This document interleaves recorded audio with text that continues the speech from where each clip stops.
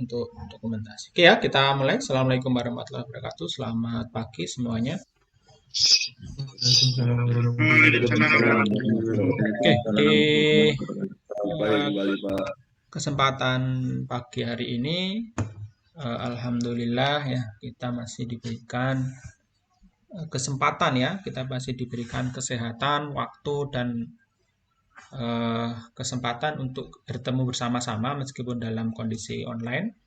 Meskipun kondisinya masih pandemi ya, tapi ya setidaknya kita masih memiliki fasilitas ya Anda dengan saya bertemu ya bersama-sama yang pertama ini ya terkhusus untuk belajar mata kuliah antarmuka dan microcontroller. Ini kalau saya singkat ini namanya Unmic antarmuka dan microcontroller atau biasanya juga interfacing dan microcontroller sama saja ya. Interfacing itu antarmuka dan microcontroller. Nah, di kesempatan pagi hari ini adalah pertemuan kita yang pertama ya dengan eh, Anda. Saya biasanya kalau di tiap semester memang ada dua mata kuliah Mas yang saya ampu ya. Satu adalah sistem komputasi dan satunya adalah antarmuka. Nah, kalau di kakak kelas Anda di semester yang kakak yang sekarang tingkat 4 ada sedikit perubahan. Kalau di Anda sudah menggunakan kurikulum KMMB ya, ada sedikit perubahan di kurikulumnya sehingga ada pergeseran mata kuliah. Biasanya kalau di mata kuliah sistem komputasi itu dan pemrograman itu disampaikan di semester ini, di semester berapa ini? 2, 3, 4, 5 ya, sama seperti sekarang berarti. Namun untuk interfacing-nya, antarmuka interfacing-nya ini disampaikan di 6, semester 6 seperti itu. Jadi biasanya seperti itu. Namun pada semester ini kurikulumnya sedikit bergeser, ada sedikit penyesuaian berkaitan dengan kurikulum terbaru yang kita gunakan KMMP ya, Kampus Merdeka Merdeka Belajar. eh, kita jadikan satu mas antara interfacing dan antarmuka dan sisprok ya sistem komputasi dan pemrograman itu jadikan satu dalam waktu satu semester. Nah ini memang didesain ya karena ada beberapa ada ada perubahan pada sisi kombinasi mata kuliah seperti itu. Nah, saya tidak akan membahas kurikulum KMIP-nya ya, karena kita hari ini membahas mata kuliah kita. Saya kembali lagi ya di pertemuan yang pertama hari ini ya, Anda dengan saya akan membahas mata kuliah antarmuka dan microcontroller. Nah, di hari ini ada beberapa hal yang akan kita bahas sama-sama. Saya tidak akan masuk ke materi terlebih dahulu.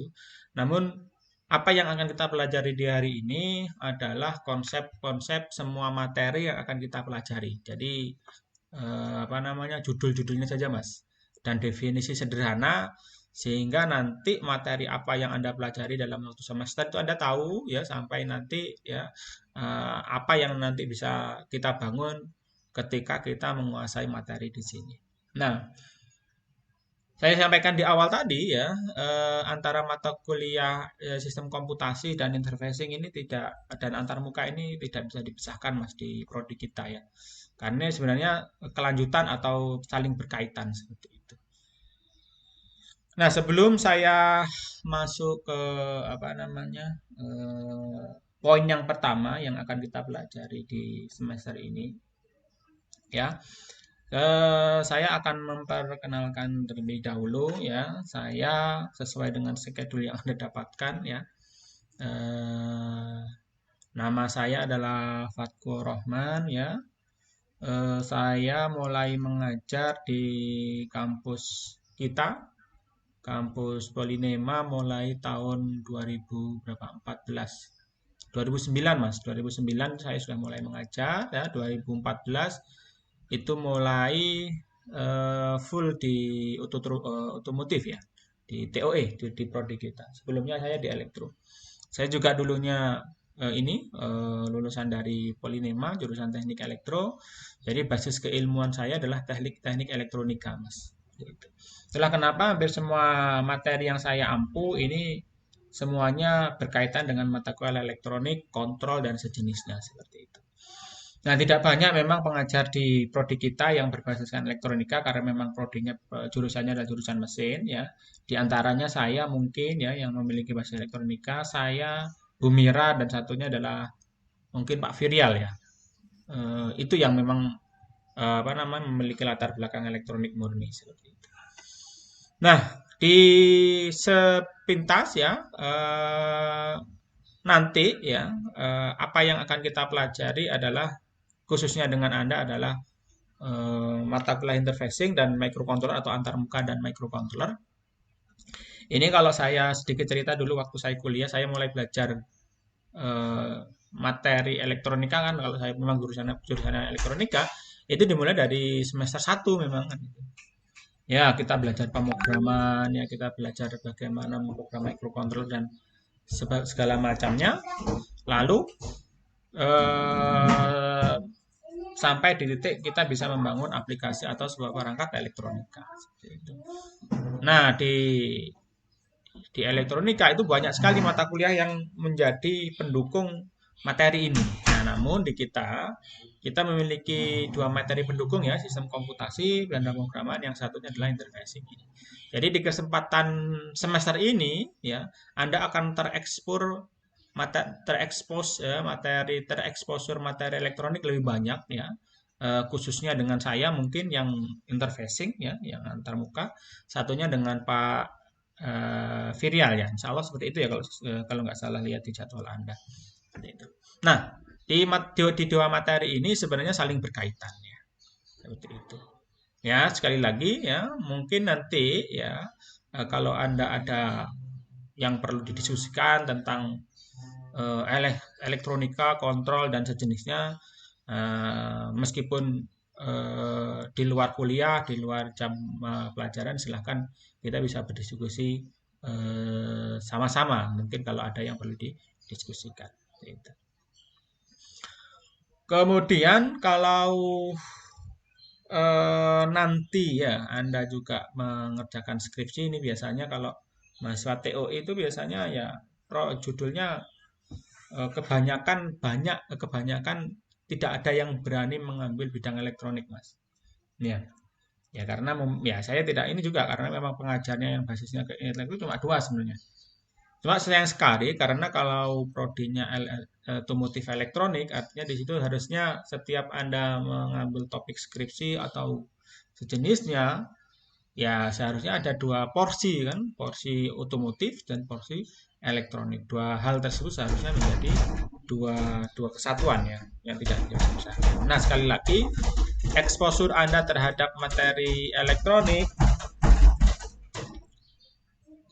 eksposur terhadap materi elektronik nantinya yang benar-benar Anda banyak dapatkan ada pada semester ini, Mas. Ya. Ya, khususnya nanti yang berkaitan dengan otomatisasi ya atau pengontrolan otomatis. Oke, itu sedikit dari saya ya. Kalau Anda ada pertanyaan bisa disampaikan sambil saya menjelaskan untuk poin yang pertama. Ya, silahkan secara bebas. Nanti Anda kalau ada pertanyaan bisa langsung dijeda saja atau diinterupsi. Saya lebih suka kalau kita lakukan diskusi bukan satu arah dari saya saja. Nanti kalau memang malu untuk bertanya ya silahkan nanti untuk memanfaatkan kolom chat yang ada di apa namanya depan Anda. Santai saja ya gitu. Intinya kita belajar hari ini, Anda dapat manfaatnya itu yang paling utama saya kira. Itu Mas ya. Jadi kalau ada pertanyaan berkaitan dengan apa yang saya jelaskan, silahkan nanti langsung di interupsi, tidak ada masalah.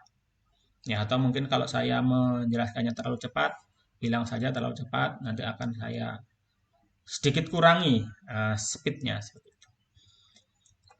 Oke, kita akan masuk ke yang poin yang pertama, apa yang akan Anda pelajari dalam waktu satu semester ini. Ini adalah gabungan dari ini Mas ya, dari mata kuliah Sisprok dan Unmik ya. Jadi di dua materi ini tadi yang saya sampaikan, ini adalah satu kesatuan Mas. Di mata kuliah Sisprok dengan Pak Virial ya, Nah, nanti di sini poinnya, kalau Anda lihat di sisi kiri, Anda akan belajar dari sisi programmingnya, Mas. Bagaimana kita bisa membangun sebuah aplikasi, ya, menggunakan bahasa pemrograman C atau C++ yang baik dan benar. Jadi Anda akan belajar bahasa pemrograman di materi Sysprop, Mas. Bagaimana apa itu tipe data, perulangan, percabangan, function, ya, sampai operator, variabel dan yang lainnya. Itu akan dikhususkan dengan Pak Virial nanti. Ya. Namun ya, kalau di angkatan kakak kelas Anda kemarin, di semester 5 itu Anda sudah belajar pemrogramannya, di semester 6 Anda akan belajar bagaimana menggunakan program itu untuk contohnya mengendalikan LAN, mengaktifkan WiFi, mengaktifkan Bluetooth, mengendalikan 7 segmen dan yang lainnya contohnya. Nah, tapi kalau di semester ini berarti ini apa? Jalan sama-sama ini. Sambil Anda belajar bahasa pemrogramannya, ya, Anda juga sekalian belajar perangkatnya. Seperti itu. Saya kira juga tidak ada masalah. Ya, nanti kalau memang ada hal program yang belum disampaikan atau belum jelas di materi saya, di antar muka ini silahkan nanti bisa, Pak, saya tidak paham kan gitu. Ini maksud kegunaan fungsinya untuk apa? Silahkan disampaikan seperti itu. Kalau Anda bertanya, insya Allah nanti pasti saya eh, sampaikan penjelasannya seperti itu. Nah, tapi biasanya Mas, saya itu sering malu bertanya dan sesat di jalan biasanya seperti itu. Udah nggak paham, diam saja kan biasanya. Nah, saya tidak inginkan seperti itu. Jadi saya sampaikan tadi, kalau memang ada pertanyaan ya langsung bisa disampaikan saja. Ya. Karena kalau Anda nggak paham, kemungkinan besar teman Anda itu sama-sama apa ngantuknya itu, sama-sama nggak pahamnya kayak gitu. Ya, jadi pede aja. Ya, kalau nggak paham ditanyakan, kita bisa apa namanya detailkan, kita bisa diberikan penjelasan secara lebih mudah untuk Anda pahami seperti itu. Ya, pesan saya di awal seperti itu. Ya, jangan merasa tertekan di dalam perkuliahan. Ini saya juga lakukan recording nanti kalau mungkin diinginkan bisa saya apa namanya share juga. Nah, ini saya usahakan saya tata juga di apa namanya LMS kita supaya nanti materi PPT segala macam, kemudian file file apa namanya handbooknya, manualnya ini bisa juga Anda dapatkan, videonya juga Anda bisa dapatkan di link YouTube-nya nantinya, seperti itu. Oke ya, bisa kita mulai pada poin yang pertama ya di hari ini ya, bukan di hari ini sorry. Di materi yang pertama, kita akan belajar mengenali ya sebuah perangkat elektronik yang dinamakan dengan Arduino. Ya, lebih tepatnya nanti adalah ESP32, Mas. Jadi ada sedikit perubahan juga, kita harus adaptasi pada teknologi yang terbaru. Kalau biasanya kakak kelas Anda mungkin yang populer, mungkin yang banyak dipakai di apa namanya? Di komunitas ya yang ada banyak di internet itu masih menggunakan Arduino, tapi kita akan migrasi di Anda ya di angkatan Anda ini menggunakan ESP32 ya karena banyaknya fitur banyaknya fitur yang dimiliki oleh perangkat ESP32. Secara prinsip ya nanti kurang lebih akan sama seperti Arduino tapi kita akan menggunakan perangkat yang namanya ESP32. Nah, salah satunya ya ESP32 itu kekuatannya ada di integrasi dengan IoT-nya, Mas. Internet of Things-nya itu bisa langsung kita aktifkan atau kita manfaatkan, di mana Arduino itu tidak memiliki fitur sampai di situ. Nah, materi pertama Anda akan dikenalkan apa itu Arduino, apa itu perangkat ESP32, hardware-nya seperti apa, modulnya seperti apa, belinya di mana, contohnya. Fungsinya masing-masing pin, catu dayanya bagaimana, cara menghubungkan ke komputer gimana. Kemudian nanti juga Anda sampai di titik bagaimana kita bisa memulai menanam program pada perangkat tersebut.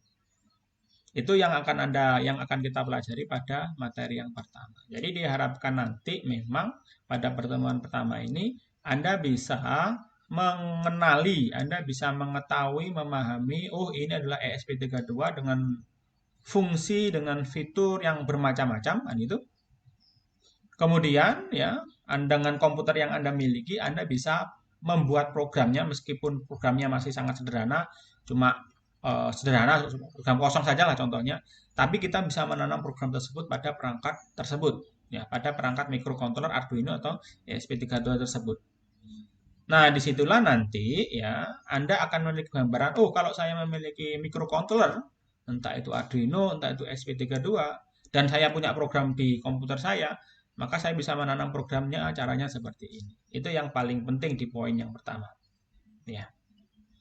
Anda lihat itu premit itu sebelum mid ya Mas ya. Jadi kita akomodasi dalam waktu 8 minggu Mas. Nah, 8 minggu itu dari targetnya ya 1 minggu itu kita kupas tuntas itu. Kalau itu selesai, maka di minggu kedua kita masuk ke materi berikutnya sampai di minggu ke-8 nanti kita selenggarakan kuis besarnya kan gitu.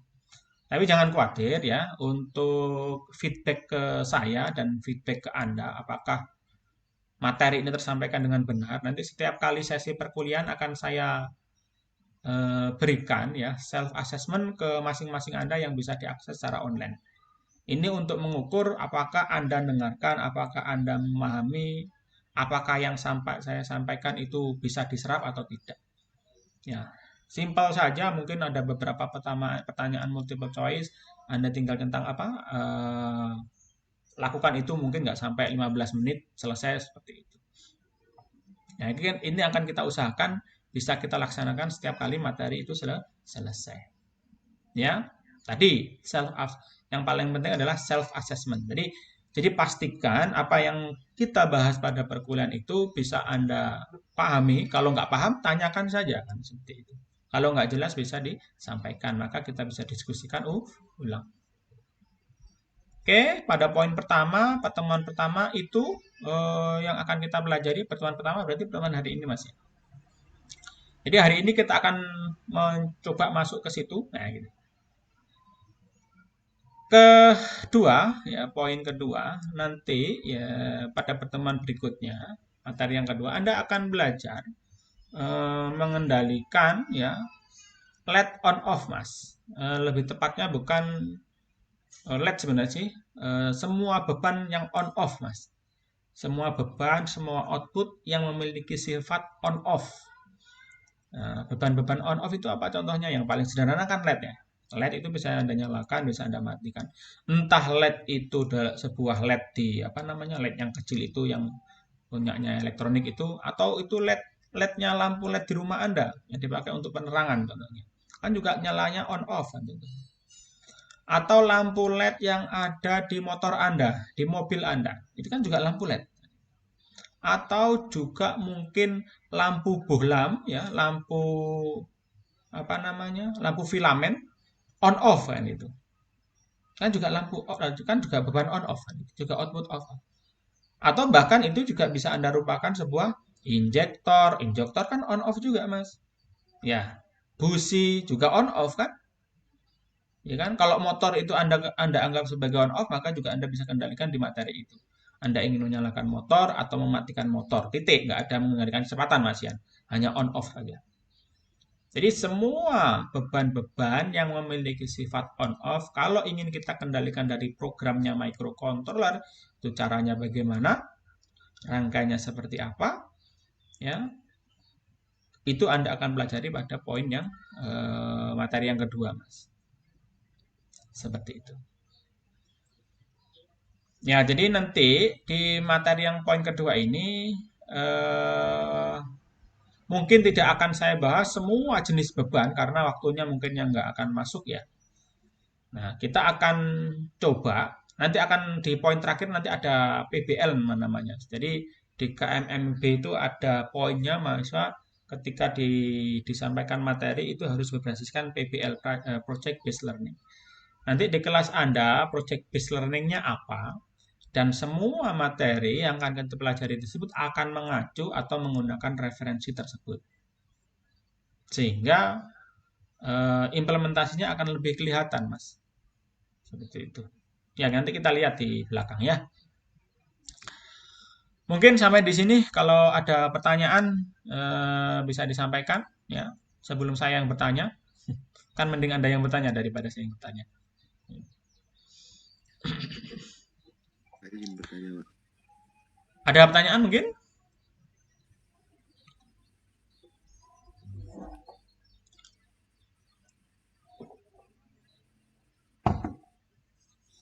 Belum Pak, ada? mau bertanya, Pak.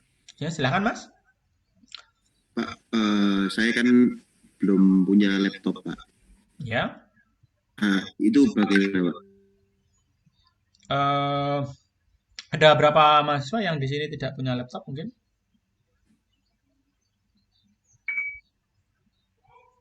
Cuma satu mahasiswa ya? Iya, Pak. Kondisinya tidak punya atau rusak, Mas? Nggak punya, Pak. Emang belum punya. Nah, ini kalau tidak punya laptop akan jadi sedikit masalah ya. Karena memang hampir semua pekerjaan ini kita akan akomodasi menggunakan laptop ya gitu. Kalau di warnet ada, Mas? Ada, Pak, kalau warna itu. Warnet dekat rumah ada ya? Ada. Ya, mungkin bisa sementara ke warnet dekat rumah saja, Mas ya. Atau rumahnya Malang mungkin. Kenapa? Rumahnya di Malang. Iya. Nah, kalau di Malang, Anda saya perkenalkan kalau cuma satu orang gitu kan ya, ke kampus nanti masuk ke lab komputer gitu nggak masalah kalau mau. Bagaimana? Oh, iya, Pak. Atau terserah nanti seperti apalah mekanismenya ya. Iya. Tapi yang pasti ya, kalau memang Anda inginkan saya bisa akomodasi itu, Mas. Nah, karena kebetulan memang rumahnya Malang, saya bisa akomodasi nanti saya apa siapkan satu komputer kan gitu ya. Kalau cuma satu orang, insya Allah sih nggak ada masalah gitu. Di kampus, nanti setiap kali perkuliahan Anda bisa ada di kampus, Anda bisa menggunakan komputer itu sampai dengan selesai. Malah enak nanti kalau di kampus kan ininya kan lengkap nanti apa namanya perangkatnya seperti itu. Itu Mas ya. Iya, Pak. Nah, ada yang lainnya mungkin?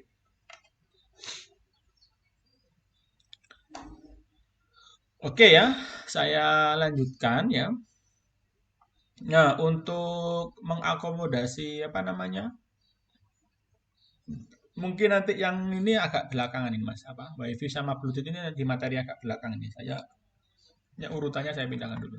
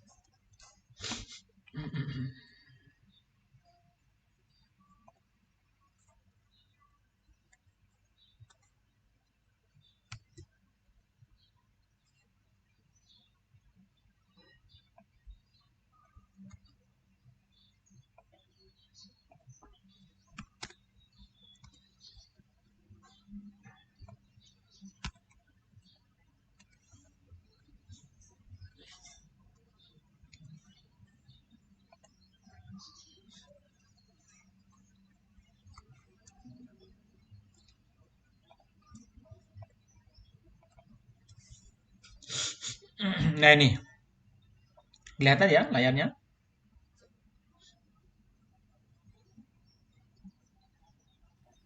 Kelihatan, Pak. Oke.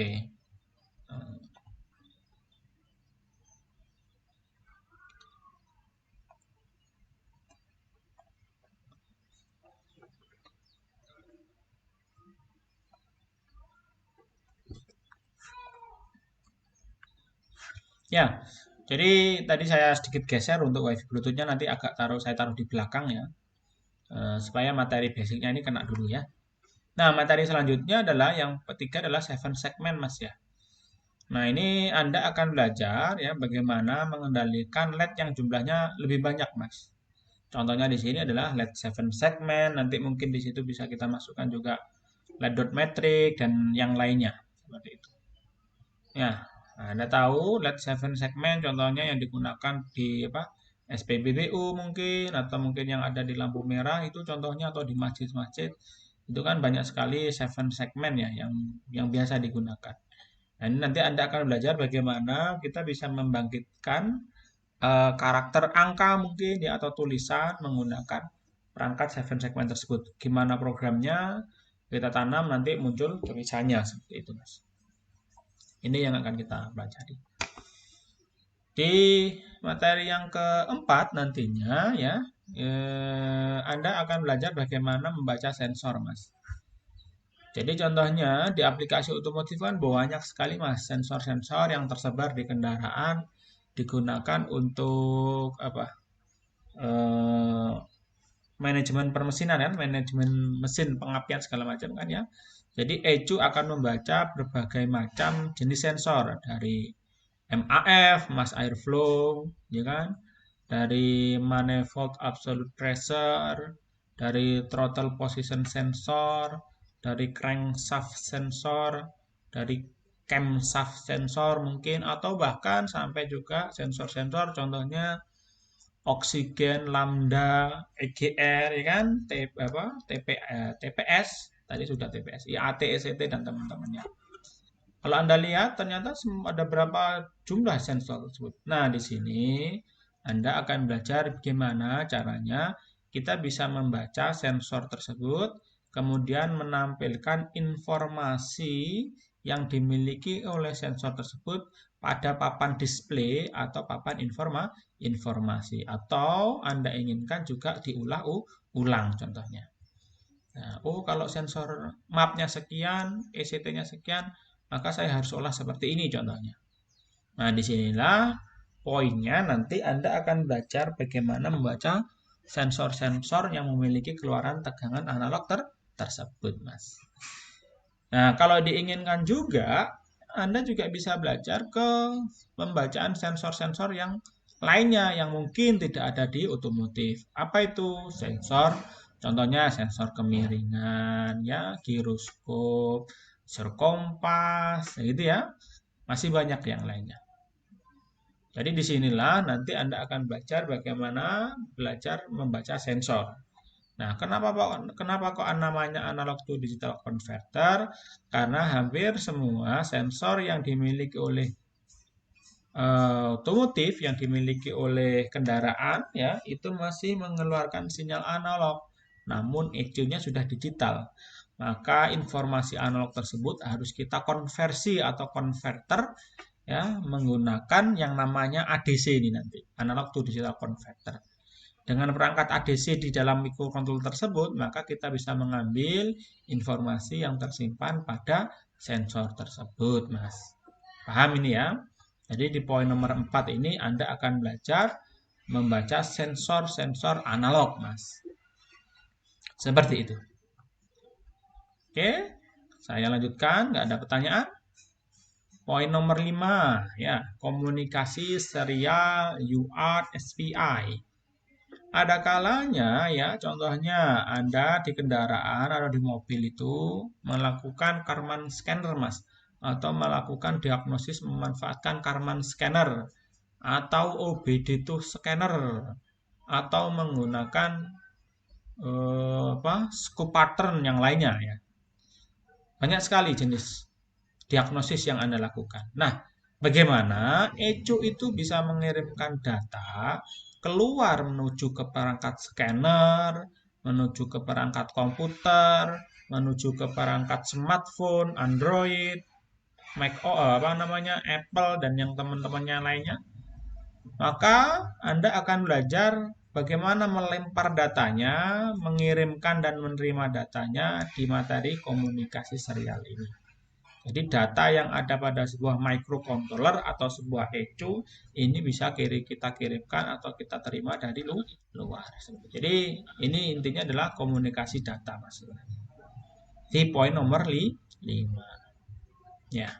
Nah, kalau diinginkan juga masih banyak, Mas, protokol komunikasi itu, Mas. Ya, yang terbaru Anda juga bisa menggunakan Bluetooth tadi, menggunakan WiFi tadi, ya, itu tadi.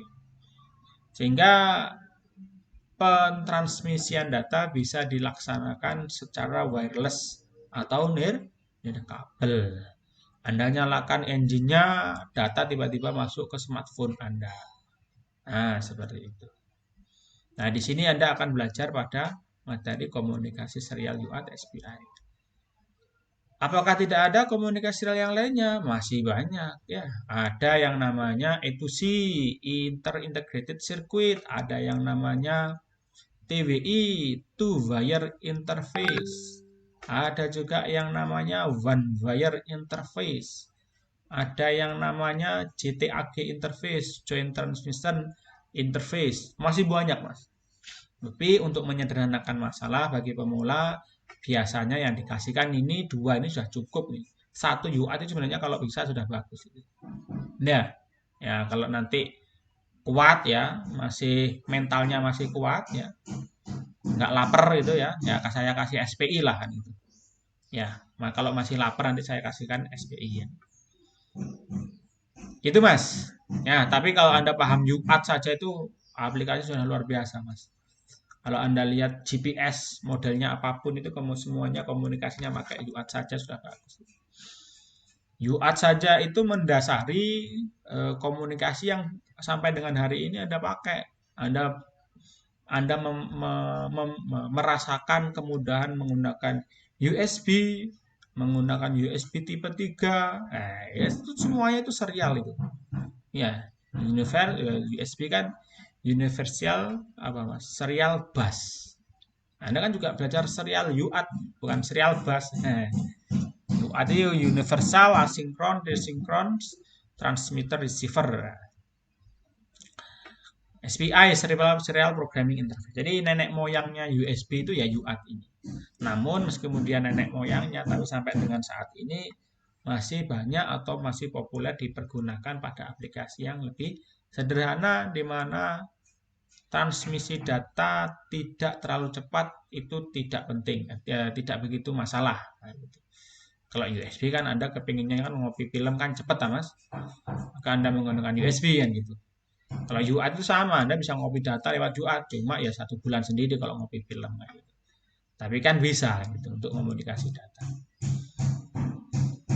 Nomor 6, display LCD ataupun OLED. Ya, Anda pada suatu saat kita inginkan untuk menampilkan informasi. Contoh, kalau Anda beli bensin di Pertamini atau di pom bensin, Pak, beli berapa? 1 liter, 2 liter, atau mungkin 10.000, 2.000. Maka dia akan menampilkan mencet tombol ya. Nanti di situ ada displaynya. Nah, bagaimana Anda bisa memanfaatkan display tapi bukan 7 segmen yang di atas tadi, namun display LCD atau OLED ini nanti yang akan Anda dapatkan. Bukan TV LCD, bukan Mas ya. LCD itu ya liquid crystal display lah, ukurannya seperti layar kalkulator portable itu loh ya, kecilnya sekian itulah ya. Anda akan belajar itu nanti di materi LCD Mas. Nah, atau mungkin kalau Anda suka, Pak saya kepengen layar saya agak lebih besaran Pak, seperti layarnya HP Pak, tapi ya nggak terlalu besar HP lah, separuhnya HP.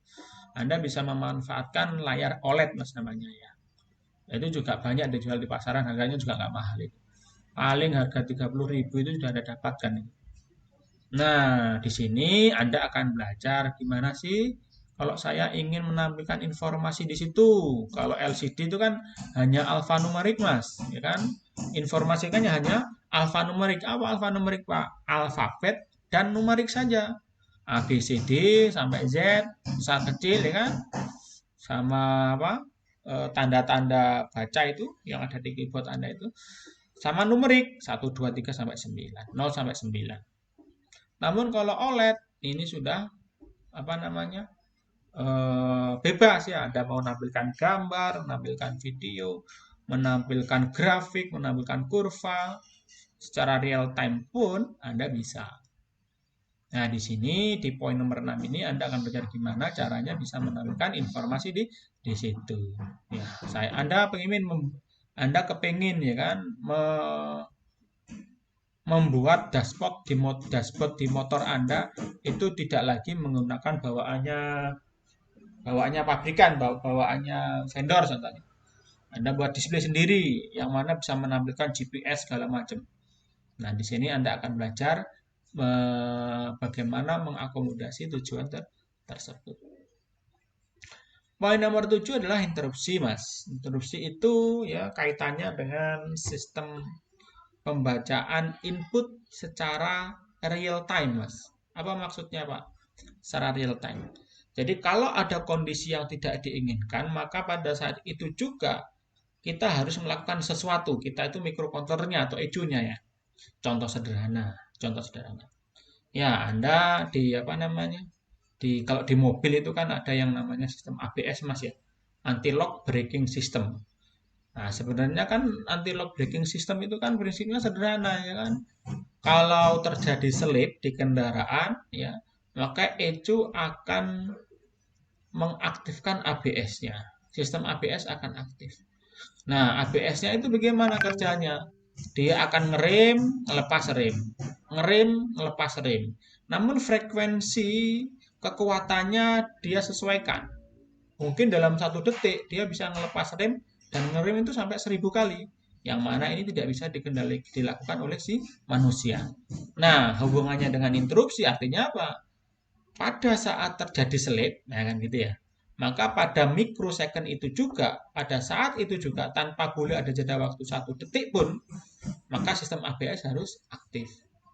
Nah, kalau kita inginkan membangun aplikasi semacam itu, maka kita harus membuat program berbasiskan interupsi, bukan lagi input sederhana. Ya, nanti di LED on off ini, Anda akan belajar input sederhana juga ini. Jadi kalau tombolnya kita tekan, contohnya LED-nya akan menyala. Cuma di situ akan ada jeda waktu, Mas.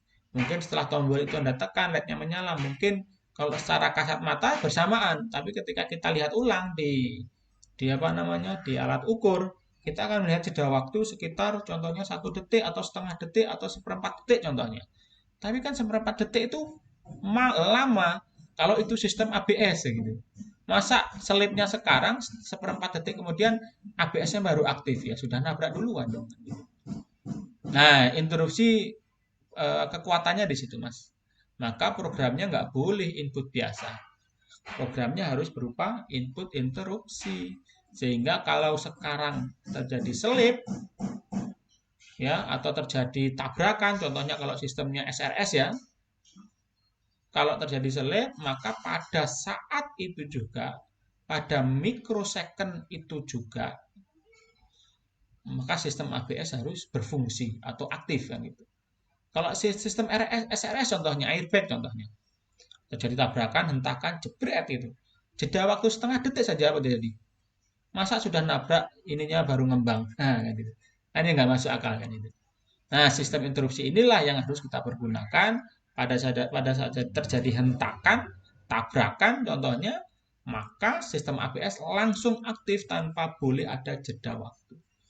Ini kegunaan fungsi dari interupsi. Kalau kita ingin membangun hal tersebut, kita harus menggunakan interupsi. Itu sampai di minggu ke-7 Mas kalau kita idealnya seperti itu. Jadi mid semester Anda akan sampai di sini selesai ya. Baru nanti dilanjutkan dengan post mid. Ya, silahkan mungkin kalau ada pertanyaan bisa disampaikan.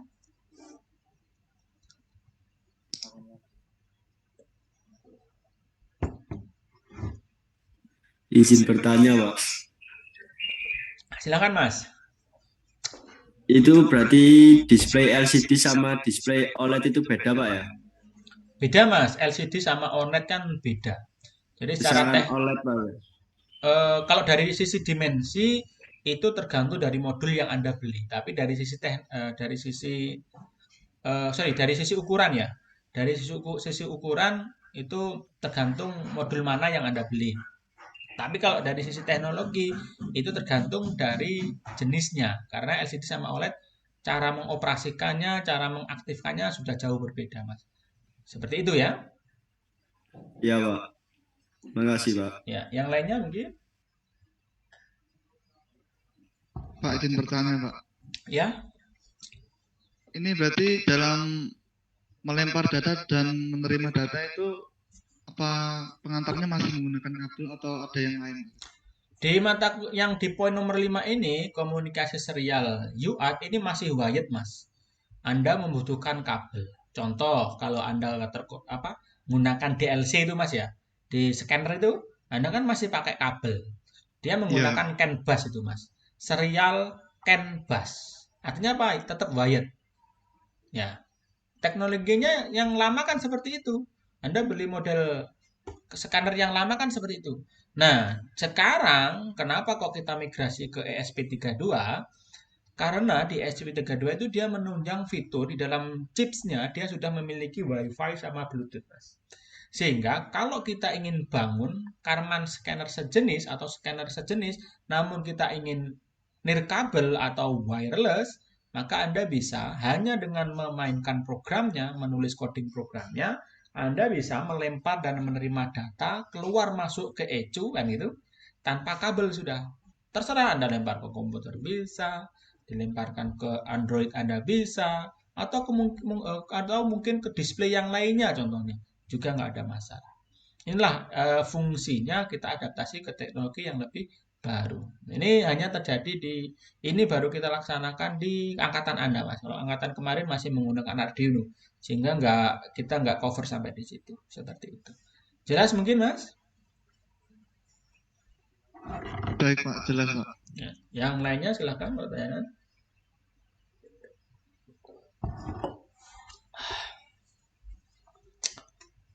Oke ya, saya lanjutkan ya. Di materi selanjutnya Anda akan belajar yang namanya timer counter, Mas ya. Timer counter itu bayangkan seperti ini. Kalau di apa namanya di engine itu dia kan harus tahu berapa sih RPM-nya engine kan gitu ya. Berapa sih kalau kita punya RPM engine kan berasal dari crankshaft sensor ya. Jadi ECU membaca sensor crankshaft dan dia bisa mengetahui oh kecepatan engine sekian RPM.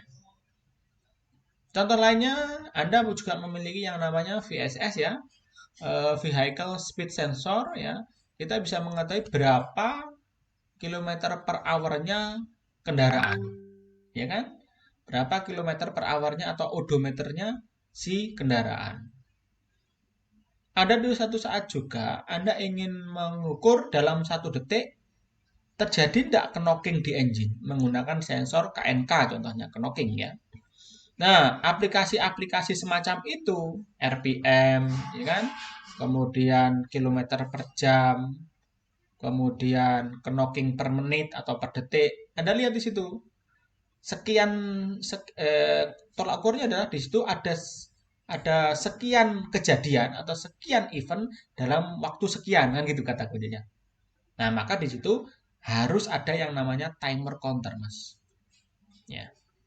Kalau Anda ingin membaca RPM tidak menggunakan timer counter, tidak bisa gitu. Artinya aplikasi yang berhubungan dengan pembacaan kecepatan, intinya yang berhubungan dengan satuan waktu, maka Anda harus belajar yang namanya timer counter ini. Loh Pak, saya berarti bisa nanti Pak membuat tachometer sederhana. Yo bisa. Disinilah Anda akan belajar bagaimana membuat tachometer sederhana. Ya, entah itu tachometernya wired, wireless, gitu. Atau mungkin Anda lebih suka contactless atau contacted sensor contohnya. Kalau Anda lihat di apa menggunakan tachometer kan ada yang contactless, ada yang ditempelkan, ada yang nggak ditempelkan, ada yang jauh. Bahkan kalau Anda lihat yang di MotoGP itu kan, ya MotoGP-nya jalan kemana-mana, tapi di monitor Anda kan kecepatan pengendaranya kan kelihatan. Nah itu ya maka di situ juga menggunakan yang namanya timer counter. Oke, itu ya aplikasinya sampai di situ nanti poin nomor 2 di Postmeet ini kita akan masuk yang namanya WiFi, Mas. Jadi WiFi nanti kita akan mencoba mengaktifkan WiFi pada ESP32 kemudian kita ajak komunikasi dengan smartphone Anda contohnya. Supaya smartphone Anda bisa terkoneksi ke WiFi-nya si SP3 atau sebaliknya, ya kan? Supaya mikrokontroler kita terkoneksi ke komputer, ke WiFi-nya rumah, bagaimana caranya? Ini bisa kita hubungkan. Aplikasinya luar biasa ini. Contohnya kalau contohnya ya, ini Anda punya bengkel besar gitu, contohnya ada 10 motor gitu ya. Masing-masing di motornya itu ada emission analisisnya. Anda nyalakan semua, maka dalam satu komputer ya, itu Anda bisa pantau, oh motor ini emisinya sekian, ini sekian, ini sekian, ini sekian, memanfaatkan jaringan Wi-Fi. Poin nomor 3, Bluetooth. Ya. Wi-Fi, Bluetooth itu kan cuma bedanya protokol komunikasinya saja, Mas. Tapi fungsi maknanya, fungsi dan kegunaannya kan tergantung yang membuat aplikasinya. Nah, Bluetooth ini Anda gunakan untuk apa? Ya terserah nanti. Ya, contohnya tadi Anda bisa memerintahkan perangkat Anda via Wi-Fi atau via Bluetooth, contohnya. Ini bisa kita bangun menggunakan ESP32. Poin nomor 4, Pulse Width Modulation ya atau PWM. Di aplikasi yang ini Anda akan belajar bagaimana mengendalikan atau membangkitkan sebuah sinyal yang bernama PWM, Mas. Mungkin terdengar baru bagi Anda, tapi ini sangat populer dalam dunia kontrol, Mas. Contohnya kalau Anda ingin mengendalikan motor-motor DC, motor-motor brushless, motor-motor servo, ya, punyanya drone, punyanya steppernya CNC, ya, punyanya motor listrik, maka Anda akan mengandalkan yang namanya pulse width modulation. Dengan teknologi dengan sinyal pulse width modulation ini, Anda akan bisa mengendalikan berbagai macam perangkat tersebut. Ya, gimana cara membangkitkan sinyalnya, parameternya apa saja, nanti Anda akan pelajari pada saat itu.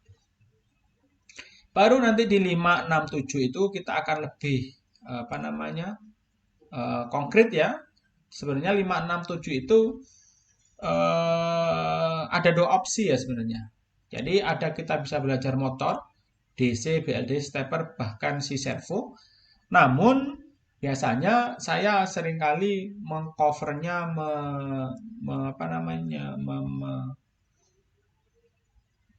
bukan mengcover ya. Kita mengakomodasi pada 5, 6, 7 itu untuk membangun sebuah aplikasi masing-masing. Jadi nanti masing-masing mahasiswa, saya berharap Anda bisa membangun sebuah aplikasi individu, ya, Anda desain sendiri, Anda buat programnya, Anda sediakan hardware-nya, Anda tanam programnya, Anda lihat demonya apakah berfungsi apa enggak. Itu di 3 minggu yang terakhir, atau 4 minggu terakhir, atau 1 bulan waktunya, Mas. Anda bebas menggabungkan aplikasi nomor 1 sampai dengan nomor 7, 8, 9, 10 sampai dengan Bluetooth sampai dengan BBM contohnya. Asalkan aplikasinya bagus. Ya, bermanfaat bagi masyarakat jangan lupa. Ya. Dan syukur-syukur bisa Anda manfaatkan juga untuk skripsi Anda, Mas. Kayak gitu. Jadi efeknya kemana-mana. Nah, ini saya pesankan di awal. Makanya kenapa Unmic ini ya antarmuka dan mikrokontroler ini berbasiskan desain project ya nantinya. Jadi itu kita akomodasi di 4 minggu atau 1 bulan terakhir di posmiknya. Masing-masing Anda nanti akan memiliki tugas untuk membuat aplikasi berbasiskan microcontroller, Mas. Aplikasinya apa? Tadi saya sampaikan Anda yang harus punya ide sendiri. Seperti itu. Ya, waktunya masih agak lama ya. Tapi dari minggu pertama, minggu kedua, minggu ketiga akan saya minta. Ya, sudah siap belum judulnya? Bagi yang sudah siap, kemudian kita sepakat, Anda bisa langsung mengerjakan. Nah, kalau Anda belum siap, ya nanti sampai terakhirnya pada minggu ini nanti. Belum siap terus nanti Anda hanya punya waktu 1 bulan untuk mengerjakannya. Seperti itu. Dari poin pertama silahkan kalau ada pertanyaan. Jadi saya sampaikan, Anda sudah tahu selama 1 semester ini yang akan Anda dapatkan, Mas. Ya, untuk Sisprok ini dengan Pak Virial nanti ya. Insya Allah seperti itu. Silakan mungkin kalau ada pertanyaan. Izin bertanya, Pak. Silakan. Untuk tentang ESP32 itu berarti kita harus beli, Pak ya, Pak ya?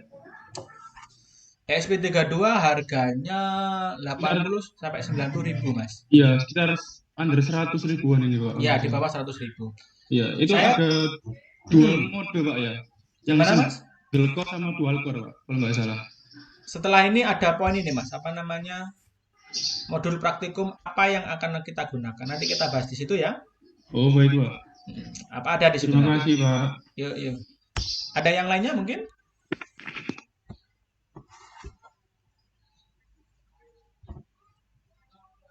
Saya izin bertanya, Pak. Silahkan Mas. Untuk yang pembuatan aplikasi itu, apakah nanti diajarkan di kurikulum ini, Pak? Wah, pelajaran ini, Pak ya? Tuh, nanti setiap pertemuan ini kan ini membuat aplikasi semua ini Mas. Cuma Oh, aplikasinya kan sederhana-sederhana nih. Contohnya kalau yang di poin nomor 2 ini, buatlah aplikasi seperti lampu sein contohnya. Lampu sein itu apa sih? Kalau Anda tekan lampunya menyalakan celap, celap, celap, celap. Kemudian kalau ditekan dia mati.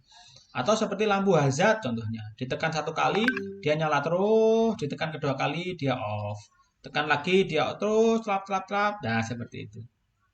Contohnya Anda belajar 7 segmen nanti. Silahkan menampilkan contohnya ya kalau menampilkan informasi jumlah bensin contoh dan jumlah volume bensin contohnya di sini ya. Atau Anda ingin menampilkan segmen ya, Anda bisa menampilkan berapa volt baterainya di 7 segmen ini gitu ya. Jadi di sini Anda akan belajar, kita akan membuat monitoring gas CO2 yang ada pada knalpot contohnya. Seperti itu, Mas. Tapi nanti di sini ya bukan terpisah-terpisah gitu, tapi Anda akan menggabungkan semua aplikasi ini menjadi aplikasi yang bagus nanti, Mas. Seperti itu. Paham? berarti ini kayak aplikasinya mengontrol gitu, Pak ya? Bisa Mengontrol. mengontrol, bisa monitoring saja bisa, tapi kita lihat saja nanti judul utuhnya apa, Mas.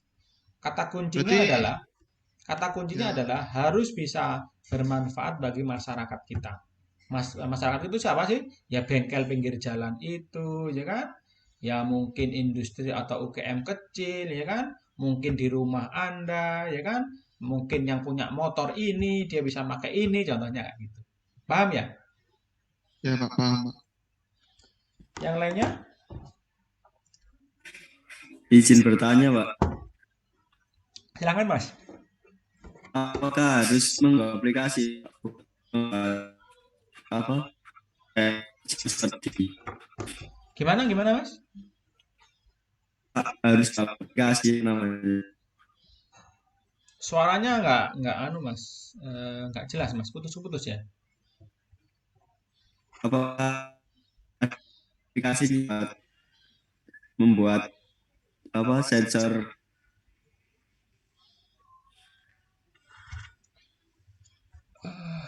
Atau cuma saya saja yang suaranya nggak jelas ya? Gimana? Suara teman-teman tadi ada yang bisa ngulangi mungkin temannya? Sama Pak, patah-patah. Sama Pak. Oh, iya. Mungkin yang mau tanya tadi bisa ditulis di kolom chatting Mas ya, supaya bisa kita baca ya. Nggak apa-apa kan? Ya, sambil nunggu mungkin ada yang lainnya silakan. Sebelum saya masuk ke poin yang lainnya.